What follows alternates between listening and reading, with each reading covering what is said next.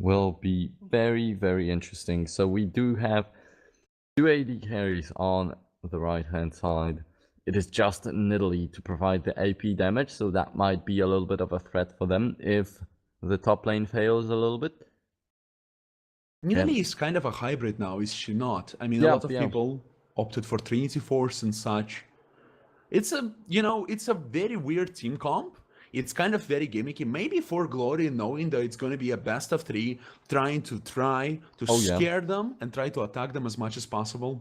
Maybe that's their strategy. You know what I'm saying? Like, if they lose this game, they don't really lose a lot.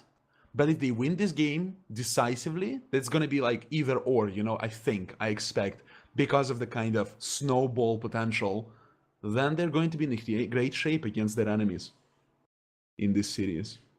Yeah, we'll see. We're getting into the Summoner's Rift in just a couple of seconds, since we are already into the loading screen. And, well, Rangers Kalista, how will it go in the late game? It will definitely be one of the most interesting things to look at throughout the whole tournament, I think. Oh yeah, absolutely. I agree with you. It's kind of Kalista is very exciting to watch, generally speaking, because of an enormous skill cap of the champion, and also because we don't see a lot of her. You know what I'm saying? Very few people actually practice and play Kalista in any serious events, and it makes it all the more exciting to watch.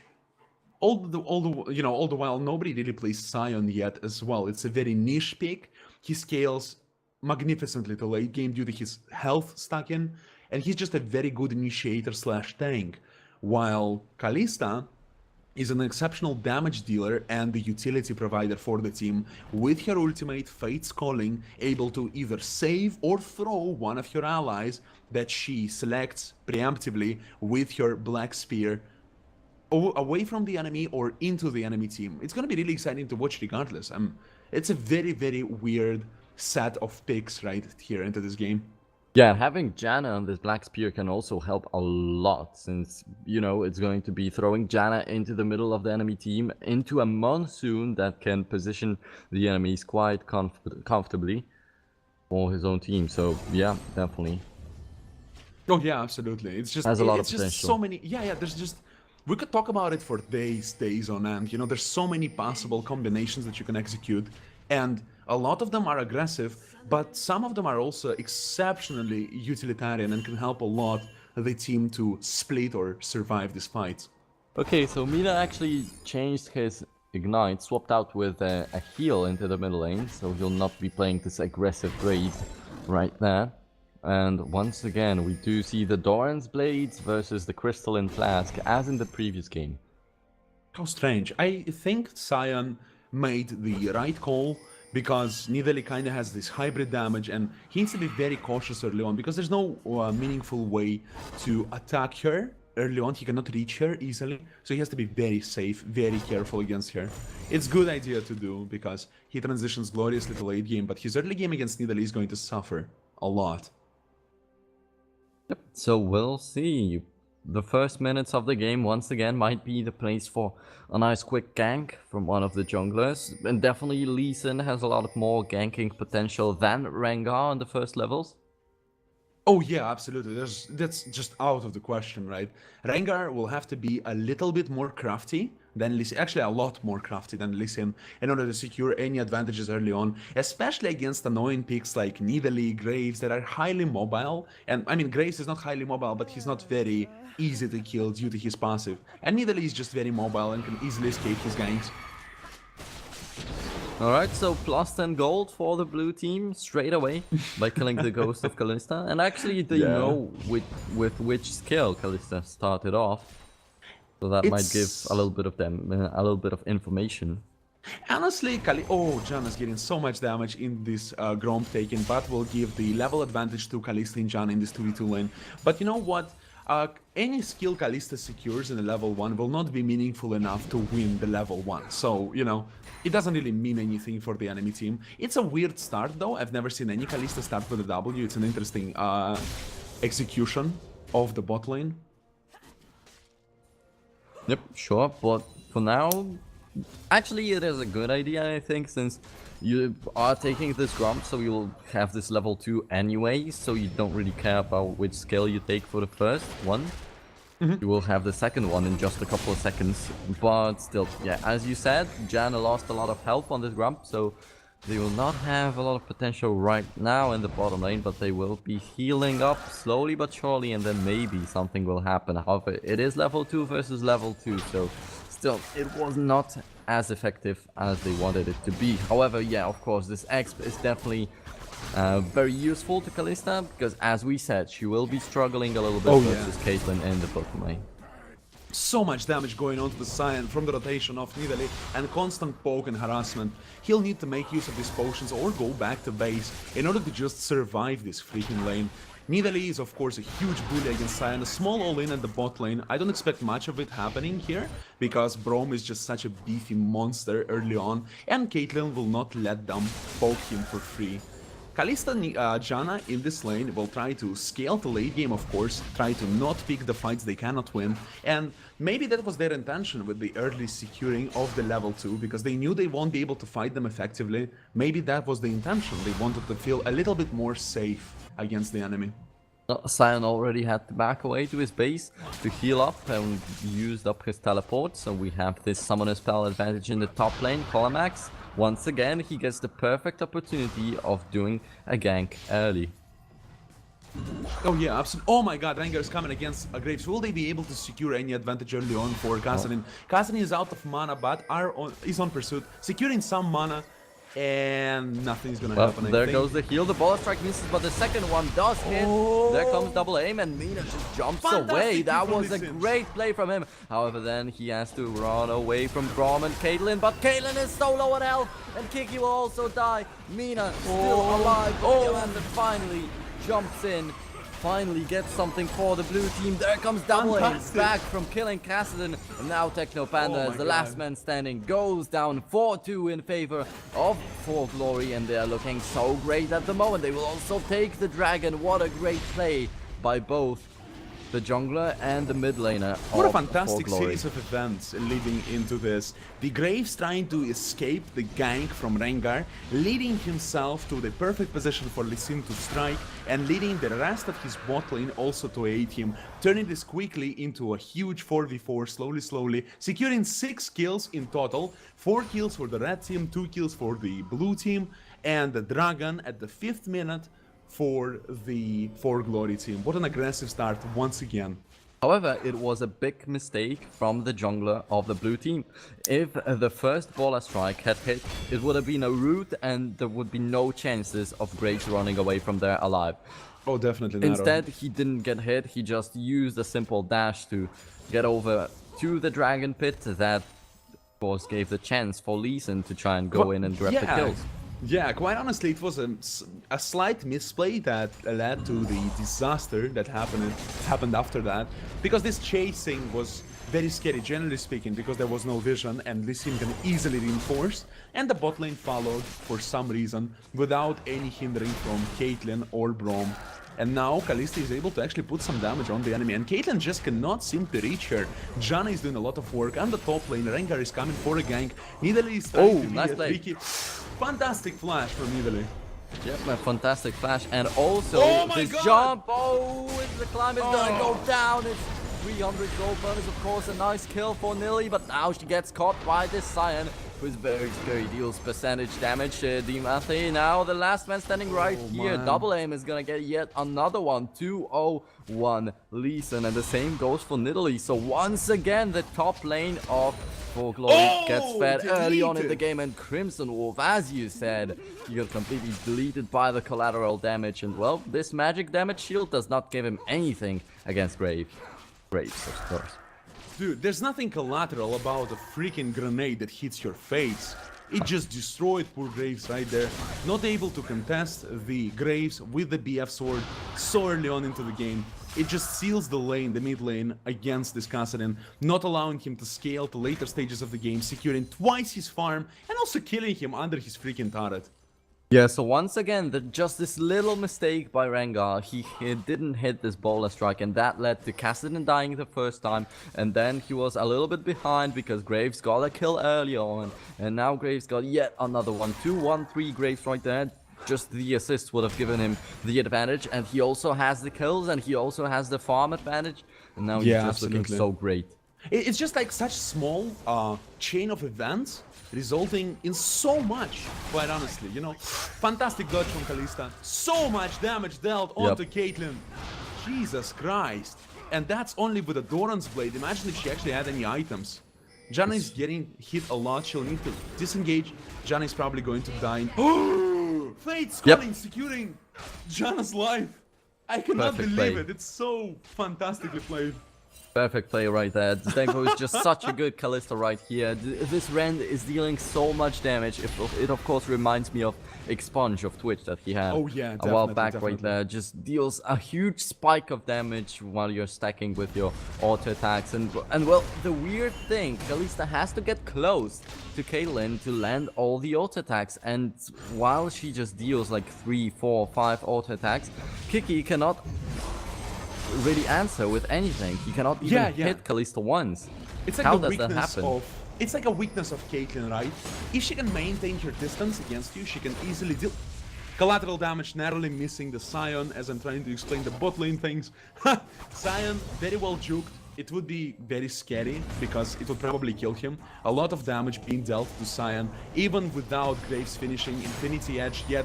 This, just the BF and the pickaxe so early on into the game are enough to handle him, and ouch. And he goes down, and then he will not even be able to do any damage with his passive, since, well, double aim is quite far away. Wow, but double aim also has to watch out because he got caught in this jungle, but he manages to help his top laner secure a kill, and Crimson Wolf now on the run. Will he be able to stay alive? Now there comes the chase from Colimax. Can he hit? Yes, he did. And now can he just jump? Yes, he will. He did secure the range. I'm sorry, sufficient for the jump. So much damage, man. Yep, definitely. So, yeah, very well played, generally speaking, from the For Glory team. It's just decisive plays all across the board, trying to secure the small advantages, and now snowballing into the avalanche, quite honestly.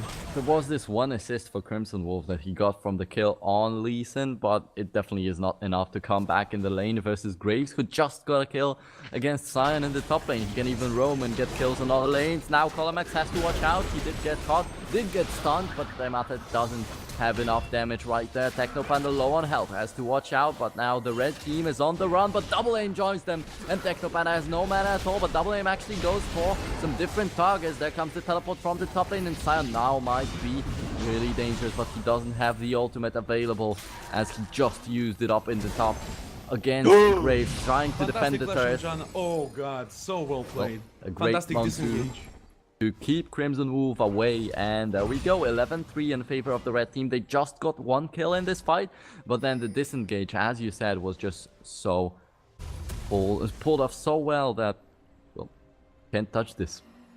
Yeah, man, exactly. Like, just so well played. This ridiculous, highly mobile composition of For Glory is actually working ridiculously well. I did not expect something like this happening. I did expect for them to try to get early advantages, but they're just playing their champions so well, trying to micro into these fights, and just not have any casualties whatsoever as they pick these kills. Fantastic play, quite honestly. Yeah, and once again, Colimax, if you look at the top lane, 4-0-2, he had 5-0-5 with a Malphite in the previous game or something like that, so let's see if he can reach that level again, and he's on a very good way of doing that. Oh yes, proving that he can not only play a tank initiator, but also mechanically efficient to play Nidalee right here. 4-0-2, enough farm, basically staying equal with his opponent, and roaming all the time. Literally all the time he spends in the enemy jungle trying to disrupt the enemy movements and secure kills. The Red Dragon is trying to be contested from the blue team, but can they do that? Rengar ultis into the enemy team. Ooh, and they catch Mina, but he runs away with a flash in the middle. Is in the middle of it all, so he can just use the monsoon. Nope, it is on cooldown, so he cannot even help his team with the ultimate, but they don't need it. A triple kill for Colimax already. And he is 7-0-2, even better than on this Malphite in the previous game. Did they secure the dragon? Yes, they even got the dragon. nothing good happening for the blue team. They seem to, their onslaught has been stopped by a ward and a couple of wards from Graves. The Q into a couple of basic attacks, and the enemy team is at half health, and there's nothing that they can do in order to stop the, stop the dragon or even get any kills from this, because the Sion, Rengar, and I think Kassadin got so much damage from the Q of Graves. It's just, wow. Most important, he just deals all that damage and is conscious enough to just flash away.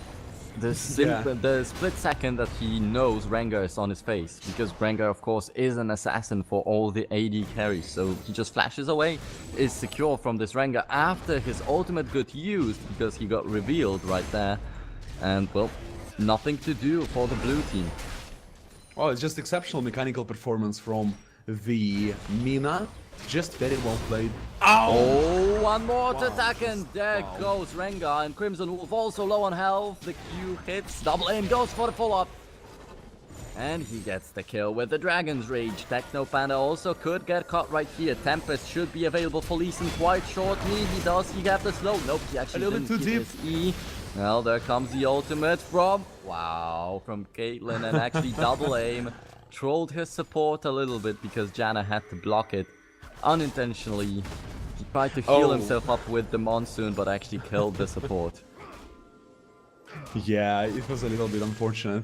But still, 10k gold difference, and just look at the middle lane. Over 65 creeps for difference right there. It is just so huge. The discrepancy between Graves and Kassadin makes Kassadin completely useless. And once again, Mina so successful at just destroying the enemy mid laner. The same not even a mid went laner, for Orianna.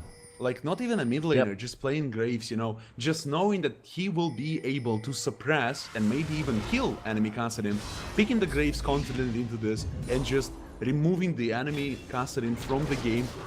It will take so long for him to get back into this. Kalista doing a lot of damage that will probably be secured.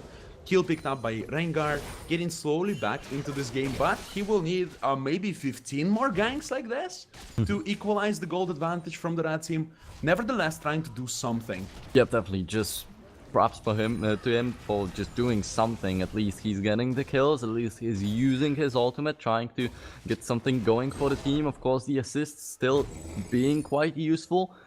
However, if you look at the top lane, there's nothing going right for the climb.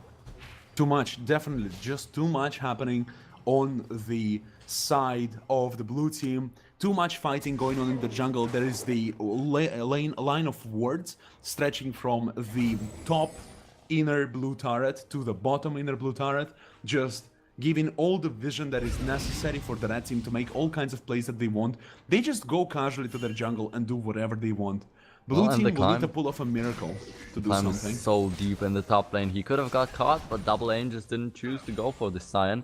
They don't really feel like he's giving them anything at all. He's 0-3-0, no need to go for the Sion, no need to kill him, since he also can deal a lot of damage with his passive later on when he dies. So why kill him? Quite just honestly, don't bother with him. it will take a lot of time to just handle Sion, and as they're trying to kill him, his team can reinforce the top lane, and it can be disastrous results. As you said, he will rise up with his passive, his team will reinforce. It can be a problem for the red team, so they just try to avoid that, poke the enemy from afar, and be as annoying and once as again, possible. just look at that. Double aim just surpasses the climb and goes straight for the mid laner. Now a good ultimate from Sion, knocks Max up, and can he run away from there? He uses the jump, and yes, he will. And now Crimson Wolf, so low health, but manages to run away with the Rift Walk. Just ow! So much done. Wow. Such mechanical Was play close. across The the board. javelin toss also almost hit the mid laner of the blue team right there. So Shadow Riders definitely not doing too great, and the Metal Clown still doesn't let them back away to base, and the inhibitor will drop in just a couple of seconds since 2 AD carries are dealing damage to it. You cannot stop them in one person. And there comes Kassadin, and he's completely useless, so they will get it without any big problems. 17-6, such a huge gold discrepancy. It is 12k right now, and Mina also needs Crimson Wolf right there, tries to go for the kill, can really get it. No, if he wants definitely to. not. Yeah, they're kind of Crimson Wolf is very mobile, and Graves is just very, very tanky, as well as very damaging. Kassadin can't truly go in on him, he can just throw Qs and hope for the best. This was Q hit from Graves, dealing half the health damage to Kassadin. Very, very scary at the moment. So basically, blue team ultimately traded 2 kills, they got 2 kills for an inhibitor. That's not a very efficient trade if you want, my opinion. They also lost the bottom 2 turrets. Again, very unfortunate. The red team using their double AD carry advantage as well as they humanly can. Definitely. They're using pretty much everything as well. As good as possible. Oh, whoa, whoa, Thankful whoa! goes for the climb, and the Ouch. climb also That's a very misses bad the sign. slow. It is the end of him. Yep. Incredible damage dealt. Plus the abuse of passive of Kalista. Just Very jumping well and played, jumping yeah. and jumping and jumping. So Sion cannot hit any single one of his abilities. And And with such goes heavy down. attack speed too.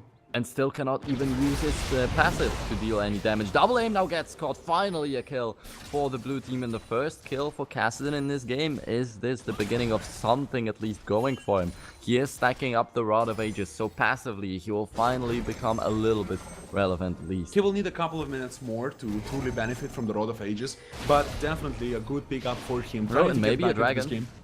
Oh, but a collateral damage might steal They the can. dragon and Very kill scary them. right now. Thankful now finally gets hit by this sign. Oh, they don't have the vision on Daimathi.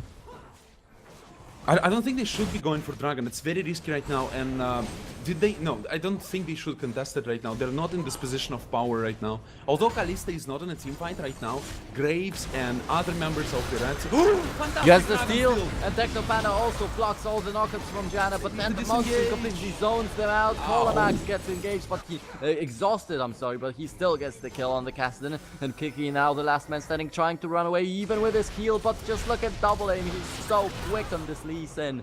Just so dead. Of mobility are Man, so the Rengar strong played right it so there. well with the Dragon still, but was it truly necessary to die for this as well? They got a Dragon for free. They should have instantly disengaged. They're not in the position to fight this team head on, and I just don't agree with this going in after that. You know, they Yeah, should and just. that would be the end of the game if they don't stop Yeah. it right now. Sion runs in, but what can he do? Mina There's is so nothing to tanky, stop. as you said. This Graves Yeah. cannot be taken down. Daimathi is still trying to look for something, but he doesn't have his ultimate anymore. And there we go, Technopanda trying to help out his jungler, blocks a lot of damage, and double aim will drop. But Mina, he is the beast that they have to stop, and definitely Crimson Wolf is not enough to stop this. Crazy The minions Graves. are crushing the Kolamax, Nexus. yep, Kolamax and the minions are destroying the Nexus. This should be the game. Technopanda will even drop before they end it. And this is a GG. It is a best of 3 though, so remember Wow. that Shadow Riders can still come back into this one. However, with such a performance, For Glory definitely seem like they want to take it as quickly as possible. Yeah, definitely. 20 minutes GG forced a basically Nexus distraction, not a surrender, just an ultimate annihilation across the board. In every team fight, they've been playing on top of their possible micro skills. Couple of technical mistakes, but they weren't enough to divert all of this, you know, goal differential to the blue team. And just a very well played game from For Glory using very unconventional team composition. Yep, in the a- surprise pick. With Just- the Graves yeah. in the middle lane, and of course the Kalista that we don't see too often, and that might also have been the problem for the blue team in the bottom lane, that they simply didn't know how to play against the Kalista, because they don't face her all too much, even in the solo queue, since, like, as we saw, Caitlyn just got a full combo on her face without doing anything at all in exchange. Oh yeah, but unfortunately, you know, for Caitlyn, they really need to play on point.